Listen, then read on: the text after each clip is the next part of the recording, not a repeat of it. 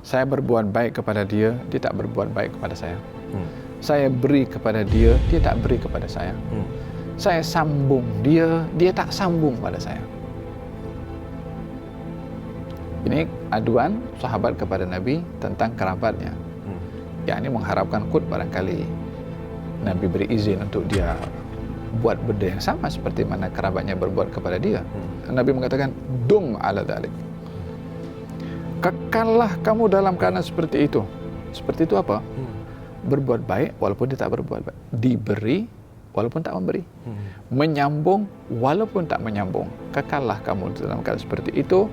Sesungguhnya kalau kamu kekal dalam keadaan seperti itu, Allah akan berada di pihak kamu untuk melindungi dan membela kepada kamu, dan seakan-akan kamu telah melemparkan debu pada wajah keluarga kamu yang tak berbuat seperti kamu. Rubel. Yes. This episode is brought to you by Jam and Sons General Contractor, Sharikot, Rino Basi, Romaho Milk Malayo, Anak Melayu. Ana Malayu Jujur, Amanaho, Jujur, amanah. Jujur Amanaho dan Istiqomah. Yes. Instagram, Facebook, TikTok, and Jamesons Underscore SG. Look camera first. SG call 69007960. Assalamualaikum. Terima kasih kerana setia menonton our next guest. Jangan lupa subscribe, follow Sautudin. Okey guys, soalan seterusnya yang ingin saya berikan kepada anda, siapakah manusia yang pertama selepas Nabi SAW yang menghafal Quran? Siapakah dia? Kita tanya orang. Let's go. Sekejap, saya ada niat, cik. Ni pak cik yang beli kan? Kalau dia dapat jawab soalan teka-teki betul, saya belanja. Nanti pak cik tu belum tahu. Kita tunggu jap. Beli baju Alamak, saya baru nak belanja, nak buat amal sikit. Tak apa, saya nak tanya soalan. Kalau betul, teka-teki. Kalau betul, kita belanja satu lagi baju. Macam boleh? Assalamualaikum, sabar. Beli baju. Saya ada teka-teki, kalau betul saya kasih duit. Teka-teki je. Tak dapat. Cik, keropok cik. Cik, saya ada niat nak buat amal sikit. Saya kasih teka-teki, kalau betul saya akan belanja keropok. Betul, ni betul. Kalau salah saya kena balik lah. Minta maaf lah. Okey. Manusia pertama selepas Nabi SAW yang menghafal Al-Quran, full Al-Quran, siapa? Manusia pertama yang menghafal Quran selepas Nabi SAW, siapa? Jibril. Bukan. Manusia tu malaikat. Tak apa. Tapi terima kasih mencuba. Teka-teki je, teka-teki. Okey, soalan dia, selepas Nabi SAW, siapa manusia yang pertama yang menghafal Quran? The full Quran, siapa? Tak tahu tak apa cik. Kita gurau je. Terima kasih. Banyak-banyak manusia selepas Nabi SAW, siapa yang hafal Quran dulu? Selepas Nabi. Rasulullah. Yalah, selepas Nabi ada seorang yang pun hafal Quran. Siapa? Dilan. Salah. Terima kasih kerana mencuba. Assalamualaikum cik. Saya maaf, saya nak buat amal sikit.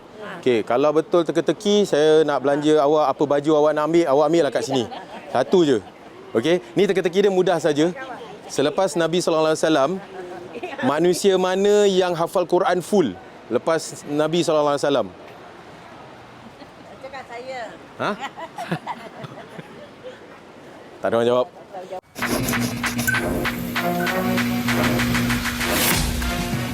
Baik, alhamdulillah kita sambung sekali lagi. Ini part yang terakhir bersama dengan Habib Ali Zainal Abidin. Memang luar biasa. Semoga dapat manfaat juga para penonton yang sedang bersama kami. Jangan lupa untuk subscribe dan like. Macam ni baik kalau kita nak buat dakwah ni kan. Ini terus masuk soalan ni. Yalah, kita niat nak buat dakwah, buat kebaikan.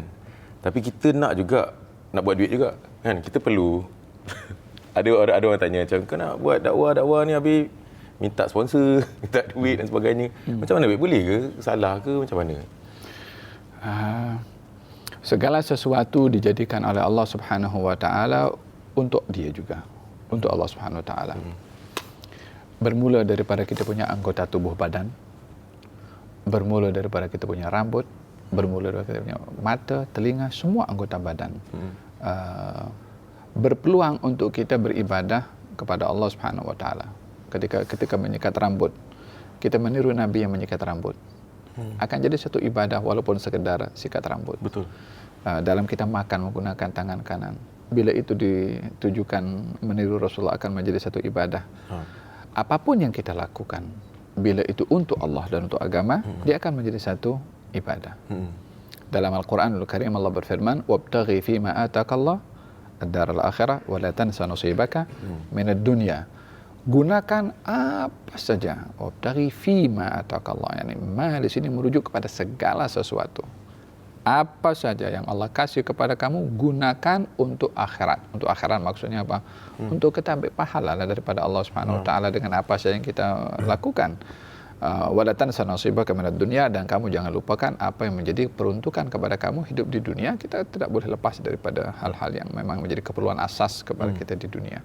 Tapi selainnya, mahu itu pangkat, mahu itu harta, mahu itu tenaga, mahu itu rumah, mahu itu kereta, apa saja yang kita miliki, berpeluang kita untuk menggunakan semuanya untuk Allah Subhanahu Wa Taala, maka kita akan menjadi satu pahala. Bangun rumah dapat pahala, naik kereta dapat pahala, guna duit pun kita juga mendapatkan pahala bila ditujukan kepada agama atau untuk syarat Allah Subhanahu Wa Taala. Kita dalam perjuangan dakwah Nabi SAW, siapa yang memberikan sokongan Nabi dalam berdakwah? Siti Khadijah. Apa Siti Khadijah lakukan? Siti Khadijah bukan ceramah, tapi dengan hartanya dia mengorbankan untuk Rasulullah SAW. Apa perjuangan Sayyidina Abu Bakar Siddiq? Ada 6 kedai dimiliki oleh beliau, satu demi satu dijual untuk baginda Rasulullah dalam berdakwah. Dia kaya dunia, dia kaya akhirat karena digunakan kekayaannya untuk dakwahnya Nabi SAW. Apa perjuangan Sayyidina Uthman bin Affan yang sampai dikatakan oleh Nabi, ma darra Uthman ma fa'al. Lepas ini Uthman nak buat apa saja tak apa. Apa saja nak buat, hatta perbuatan salah lah istilahnya, walaupun Sayyidina Uthman tidak akanlah berbuat demikian. Apa sebab Nabi berkata demikian? Disebabkan Sayyidina Uthman menyediakan sekian banyak duit pada mempersiapkan peperangan Jaisul Usrah, peperangan yang begitu genting yang perlu kepada dana cukup besar. Terbesar orang mengorbankan hartanya untuk perangan tersebut adalah Sayyidina Uthman bin Affan, sehingga dikatakan demikian oleh Nabi karena hartanya. Dan bukanlah menjadi satu penilaian yang negatif kalau seorang punya duit atau cari duit. Yang negatif itu adalah kalau salah guna duit. Atau salah guna matlamat ketika mencari duit. Baik itu yang guna duit orang kaya atau orang miskin. Orang miskin punya duit RM5, tapi digunakan untuk hal yang tak elok. Dia salah, bukan karena miskinnya, tapi karena salah guna duitnya. Orang kaya punya duit 5 juta. Diambil 1 juta bagi kepada fakir miskin atau buat masjid. Itu perbuatan yang baik. Bukan karena kayanya, karena menggunakan duit di tempat yang baik. Dan dalam hal ini bukanlah menjadi satu kesalahan seorang mencari duit. Yang mustahak dan penting sekali adalah cara mencarinya dan cara menggunakannya. Min aina iktasaba wa fima anfaqa. Daripada mana ia dapat, kepada apa ia gunakan. Baik, kita teruskan dengan soalan ni daripada penonton-penonton kita. Daripada Zulhelmi bin Zainal. Nama dia sedap. Tapi gambar dia macam lain sikit. Tidak akan memasuki syurga bagi orang yang memutuskan silaturahmi. Namun bagaimana jika kita telah berusaha berbaik tetapi masih dianggap jahat dan terus dipandang rendah dan selalu difitnah berkali-kali? Haruskah kita menjauhinya, menjauhi orang yang suka fitnah dan sebagainya? Ada seorang sahabat Nabi datang kepada Nabi, kesnya sama dengan yang bertanya ini. Dikatakan, ya Rasulullah, innali qarabah. Rasulullah, saya ini ada family. Saya berbuat baik kepada dia, dia tak berbuat baik kepada saya. Saya beri kepada dia, dia tak beri kepada saya. Saya sambung dia, dia tak sambung pada saya. Ini aduan sahabat kepada Nabi tentang kerabatnya. Yakni mengharapkan qut barangkali Nabi beri izin untuk dia buat benda yang sama seperti mana kerabatnya berbuat kepada dia. Tapi Nabi ingin menaikkan tahap keimanan sahabat yang bertanya tadi itu, yang mengharapkan agar supaya diizinkan juga buat benda sama dengan familinya. Nabi mengatakan, dum ala dhalik. Kekallah kamu dalam keadaan seperti itu. Seperti itu apa? Berbuat baik walaupun dia tak berbuat baik. Diberi walaupun tak memberi. Menyambung walaupun tak menyambung. Kekallah kamu dalam keadaan seperti itu. Sesungguhnya kalau kamu kekal dalam keadaan seperti itu, Allah akan berada di pihak kamu untuk melindungi dan membela kepada kamu, dan seakan-akan kamu telah melemparkan debu pada wajah keluarga kamu yang tak berbuat seperti kamu. Melemparkan debu maksudnya di sini adalah, kalau orang kena lempar debu akan jadi kotor. Maksudnya mereka tetap pada perbuatan yang salah, yang kotor, karena enggan berbuat baik seperti kamu berbuat baik kepada dia. Tidak diizinkan oleh Nabi untuk putus silaturahim walaupun kerabatnya seperti itu. Masya Allah. Baik, soalan seterusnya daripada Fatimah B. Abdullah. Sewaktu ambil wudu, ni soalan fake pula. Sewaktu ambil wudu, boleh tak kita berhenti sebelum basuh kaki, pakai tudung dan kemudian basuh kaki? Wuduk masih basah. Wuduk masih basah? Kenapa tanya kita? Tanyalah dia wuduk. Maksudnya dia ambil wuduk, lepas tu sebelum kaki tu dia pakai tudung dulu, baru dia basuh kaki. Ya. Macam mana, Bib? Kita ada dalam wuduk ini ada namanya sunnah, namanya sunnatul muwalah. Sunnah al-muwalah. Apa itu al-muwalah? Al-muwalah maksudnya terusan antara satu anggota dengan anggota yang lain dilakukan sebelum keringnya anggota yang pertama. Jadi jarak antara basuhan pertama dengan kedua tidak menyebabkan keringnya anggota yang pertama, baru kita nak basuh anggota yang kedua. Bila itu berlaku, maknanya kita tinggalkan sunnah muwalah. Contohnya orang basuh muka, selesai basuh muka dia belum basuh tangan, dia jawab telefon dulu, setengah jam dia jawab telefon. Lama dulu. Lama? Wajah dah kering. Kemudian dia nak sambung wuduk dengan basuh tangan terus. Boleh atau tak boleh? Boleh. Boleh. Walaupun dah kering dah? Walaupun dah kering. Cuma terlepas sunnah al-muwalah. Yang kedua, melakukan hal yang makruh karena dia sembang saat dia berwuduk. Dalam berwuduk kita tidak dibenarkan untuk berbicara. Makruh berbicara saat berwuduk. Apa sebab? Disebabkan seorang berwuduk ini diperintahkan untuk fokus kepada setiap anggota yang dibasuh atau diusap dengan memahami filosofi pada setiap anggota yang dibasuh dan diusap. Kita ketika membasuh wajah dalam berwuduk, kita bertafakur tentang keadaan wajah nanti di hari kiamat yang hanya ada dua kala. Wajah yang bercahaya atau wajah yang gelap. Allah Akbar. Yauma tabyaddu wujuhun wa taswaddu wujuh. Dalam Quran, wajah itu ada yang gelap dan ada yang bercahaya bersinar. Saat kita basuh wajah kita dalam berwudu, kita bertafakur tentang hal sedemikian, adakah wajah saya ini termasuk wajah yang bercahaya atau yang sebaliknya. Saya akan basuh wudu dengan saya menghadirkan dalam hati, ya Allah, jadikan wajah saya ini bercahaya. Ketika saya basuh tangan kanan dan tangan kiri, ini anggota juga akan terima kitab nanti di hari kiamat. Saya tak tahu yang mana kanan dan kiri akan terima kitab itu.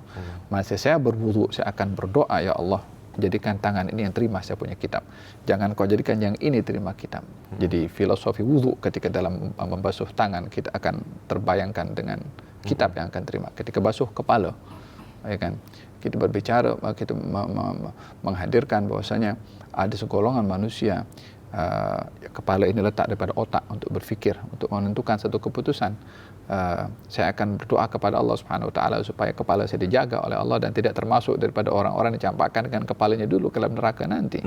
Ketika basuh kaki, saya akan ingat saya akan melintasi sirat nanti dengan saya punya kaki. Saya akan minta kepada Allah saat basuh kaki supaya kaki saya tetap di atas sirat. Filosofi ini saat berwudu penting supaya orang khusyuk dan fokus dalam berwudu, supaya tak teralihkan kepada hal-hal yang lain. Oleh sebab itu dikatakan makruh seseorang berbicara ketika dalam keadaan berwudu. Jadi kalau orang situ selepas basuh semua anggota badannya, tinggal kaki saja, kemudian nak betulkan tudungnya, sah wudunya.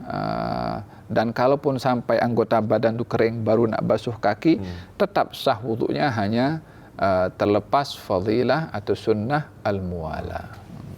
Baik, terima kasih Habib. Kita satu lagi soalan daripada seorang, okey, ini dia tak nak disebutkan namanya, mungkin atas sebab-sebab tertentu. Dia katakan di sini, salam blood. Salam blood tu maksudnya sahabat lah. Waalaikumsalam. Boleh tolong sampaikan soalan yang berikut. Apakah gugur nafkah seorang isteri? Sekali lagi. Apakah gugur nafkah seorang isteri jika isteri curang dan mempunyai anak luar nikah in a marriage dan tipu suami dan keluarga supaya suami percaya itu anak kepada suami? Apa suami itu perlu lakukan selepas mendapat tahu perkara sebenar? Ini agak berat sikit. Sekali lagi, adakah gugur nafkah seorang isteri, ni suami ni, dia tak nak kasih nafkah dia isteri kerana isteri dia, bukan isteri dia lah, mungkin isteri melakukan curang. Dan dalam kecurangan tu ada anak luar nikah. Maksudnya hamil daripada lelaki yang curang. Lelaki yang curang tu. Dan apa yang patut dilakukan sekiranya suami dapat tahu ia berlaku? Bagaimana? Dua hal ya. Satu, masalah tanggungjawab suami kepada isteri dari segi nafkah. Yang kedua, tentang masalah kecurangan yang terjadi ya. Adapun dari kewajiban suami memberi nafkah kepada isteri selagi dia berstatus sebagai isteri dan hidup dengan suaminya, suami wajib memberikan nafkah kepada isteri kerana dia adalah isteri yang menjadi tanggungan kepada suami. Ar-rijalu qawwamuna 'alan nisa' bima faddalallahu bihi ba'dhum 'ala ba'dhin wa bima anfaqu min amwalihim. Tanggungjawab suami untuk memberi nafkah kerana masih wajib selagi dia masih berstatus sebagai isteri. Akan gugur nafkah suami kepada isteri bila sudah diceraikan dan sudah habis iddah. Selagi masih dalam iddah, suami mesti wajib untuk memberikan nafkah. Melainkan sudah habis iddah, barulah gugur kewajiban suami untuk memberikan nafkah kepada isteri. Maaf, walaupun dalam keadaan isteri tu tidak mendengar perintah suami buat benda jahat dan sebagainya, tetap suami tetap kena beri disebabkan itu tanggungjawab suami. Selagi dia berstatus sebagai isteri, ya. Dan seterusnya yang bahagian yang kedua adalah masalah curang dan seterusnya. Of course dalam hal ini satu hal yang kesalahan besar ya. Ada yang halal kemudian pergi kepada yang haram. Itu satu kesalahan yang besar, baik itu baik laki-laki fil hadis dikatakan ketika ditanya apakah dosa yang paling besar, kata Nabi, antara dosa yang paling besar adalah berzina dengan istri orang lain. Ya kan, sama jugalah kalau pada kejadian sebaliknya pun juga. Dalam hal ini perbuatan dosa yang seperti itu, ini ada banyak dosa dalam hal ini. Satu, dosa dia curang dengan orang lain dengan dosa zina. Dan ini zina dalam keadaan zina muhsan. Dia ada suami tapi dia dah kahwin dengan orang. Dosanya bukan zina biasa tapi zina orang berkahwin lebih besar daripada zina biasa. Yang kedua adalah menisbahkan atau menisbahkan nasab anak daripada hasil zina itu kepada suaminya yang sah, dan ini perlu dua perkara ya. Dalam arti, adakah dia yakin dia mengandung hasil daripada yang hasil yang curang ataupun daripada suaminya, anak dia. Itu perlu dipastikan supaya tidak meyakini kepada yang salah, berbandingkan ada kemungkinan itu hasil daripada yang sah daripada perkawinan itu. Kalau dulu zaman baginda Rasulullah ada seorang suami isteri Kemudian si perempuan ini sebelum menikah dengan suaminya, dia sudah menikah dengan orang lain. Setelah menikah dengan orang lain cerai, barulah dikawin dengan suami yang baru. Dalam situasi itu dia mengandung dan melahirkan anak. Saat anak itu dilahirkan, suami yang pertama yang menceraikannya datang kepada Rasulullah dan mendakwa kalau itu anaknya. Kalau itu adalah anaknya. Kemudian dari segi zahirnya macam nampak mirip dengan suami yang pertama. Tapi dia sekarang berstatus sebagai istri kepada suami yang baru. Maka Nabi mengatakan al-waladu lil firash. Anak ini adalah nasabnya kepada lelaki yang satu katil dengan perempuan itu. Maknanya suami yang baru. Apa sebabnya? Sebabnya dia sekarang berstatus sebagai istri kepada suami yang baru. Dan untuk tidak menjadi kecelaruan dalam nasab dan lain sebagainya, jika tidak pasti. Oleh sebab itu saya kalau dakwahan, kalau itu hasil daripada yang curang itu thabit dengan bukti yang jelas, maka dalam hal ini tak boleh menasabkan anak itu kepada suaminya yang sah. Dan suatu kesalahan besar kalau menisbahkan nasab kepada bukan ayah sebenarnya. Dan dosa ketiga pun juga dalam hal ini dia menipu kepada suaminya yang sah. Jadi banyak dosa dilakukan oleh perempuan itu yang masing-masing yang pertama adalah diselesaikan dengan bertaubat kepada Allah Subhanahu wa taala. Adapun sikap kepada suami itu kepada istrinya, keadaan dalam hal ini suami lebih mengetahui tentang apa yang terbaik untuk ke depan pada keluarga itu. Dalam arti adakah dia boleh bersedia sebagai seorang suami dengan istrinya yang curang seperti itu, atau dia tidak bersedia. Dalam hal ini bila hatinya bersedia ingin memaafkan dan betul-betul insaf, dan itu adalah terbaik bagi lelaki itu, maka dia punya pilihan untuk mengekalkan hubungan rumah tangga seperti itu. Tapi kalau suami itu merasa jatuh marwahnya, terhina, dan kalau tak boleh nak meneruskan, kalau meneruskan akan timbul perbuatan zalim kepada istrinya yang bersalah, maka dalam hal ini berlaku perbuatan zalim dalam kehidupan rumah tangga tidak diperbolehkan, karena akan membuat dosa kedua belah pihak pada akhirnya, dan dosa perlu dielakkan daripada hubungan suami istri. Ini bercakap tentang hukuman-hukuman. Pastinya pada zaman dahulu ataupun kita dah belajar mengenai kalau buat gini dia akan kena sebat. Kalau buat maksiat ada yang buat zina ada yang sampai harus melontar batu dan sebagainya kan. Tapi mengikut konteks sekarang ataupun sekarang ni contohnya di Singapura, di Malaysia sekalipun ataupun di negara-negara yang tidak lagi menjalankan hukum hakam Islam. Jadi bagaimana bagi pelaku zina contohnya yang bersalah ni? Adakah dan telah pun bertaubatlah. Adakah okey sahaja kalau kita teruskan bagi mereka yang seperti itu mengobati segala kesalahan itu dengan hanya bertaubat saja mengikut konteks sekarang, bagaimana Wib? Ada dua hal dalam kita punya syariat, orang itu akan diterima taubatnya atas kesalahan-kesalahan yang tidak terkait dengan jenayah. Maka cukup dia bertaubat dengan memenuhi syarat-syarat taubat yang sudah dijelaskan, seperti menyesal dan juga tidak akan melakukan kembali perbuatan itu, berazam saat itu juga tinggalkan perbuatan dosa tersebut, berazam itu tidak buat sekali lagi dosa. Itu bahagian daripada syarat-syarat taubat atas dosa-dosa yang tak terkait dengan jenayah atau hukum hudud istilahnya. Tapi dosa-dosa yang terkait dengan hukum hudud seperti mencuri, qadzaf dan juga minum khamar dan sebagainya, dijadikan dalam syariat itu taubatnya dengan ditegakkan hukum-hukum yang seperti itu.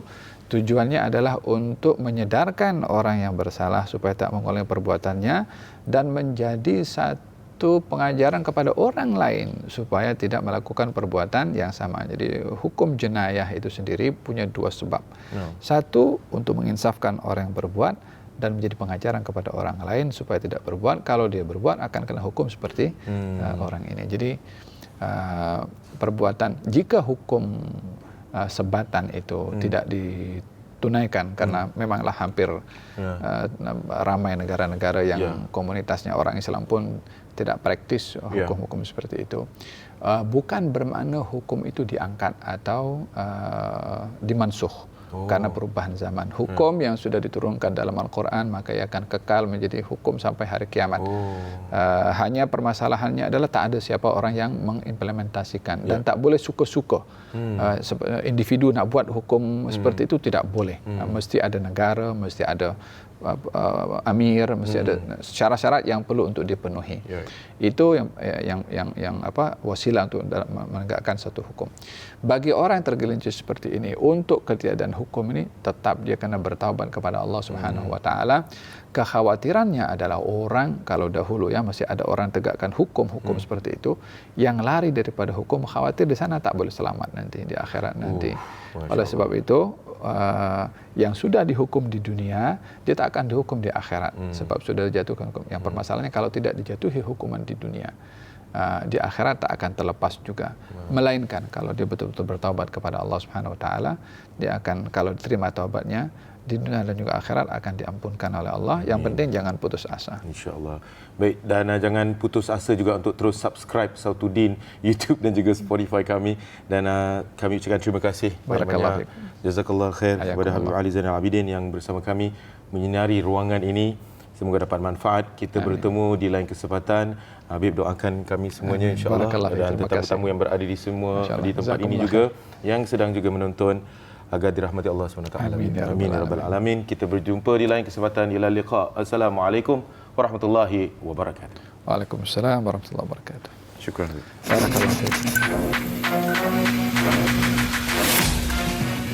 Kalau saya nak buat teka-teki, kalau betul saya akan kasih hadiah. Tu je, teka-teki simple je. Siapa orang pertama hafal Quran selepas Nabi SAW? Manusia pertama yang hafal Quran selepas Nabi sallallahu alaihi wasallam siapa? Ni teka-teki Islami. Selepas dia turunkan Quran, everything dah sempurna. Of course Nabi tahu dulu kan. Tapi siapa yang manusia pertama? Siapa? Muaz bin Jabal. Salah. Rubel, very hard lah to find people that can answer my question. You know the answer not? Okay, my question is, who is the first person who memorized Al-Quran fully after our Prophet Nabi sallallahu alaihi wasallam? Who? Sayyidina Ali. Wah, you know ah? Bagus hari ni.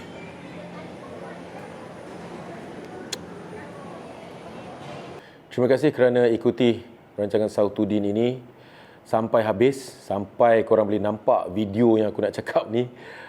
Sebenarnya untuk kali ini Sautuddin tengah buat kempen. Kempen apa tahu? Kempen mencintai Al-Quran. Kerana bagi aku Al-Quran merupakan satu kitab yang diturunkan Allah kepada Rasulullah dan turunkan kepada kita untuk kita membaca, menghayati isi kandung Al-Quran. Hafal surah pendek-pendek kan best lah kan bagi aku lah. Nice. Jadikan dia sebagai salah satu aktiviti healing korang juga. 5 minutes, 10 minutes or even half an hour with Quran should be okay insyaAllah. Dan semoga Allah akan merahmati anda dan kehidupan kau akan lebih power. And cakap pasal power ni, aku nak cakap pasal rancangan ini dibawakan khas untuk anda oleh satu company yang power juga, renovation company yang bagi aku nak ucapkan ribuan terima kasih kepada JM & Sons General Contractor. Okeylah, cerita pasal kebagusan diorang ni, aku secara sincere, secara ikhlas aku nak ucapkan jutaan terima kasih kepada mereka kerana memberikan sokongan kepada Sautuddin. Kerana dia punya tauqir, dia cakap lah, Din, kau teruskan untuk buat dakwah, aku suka apa yang kau buat, aku akan sokong. Aku rasa macam Masya Allah.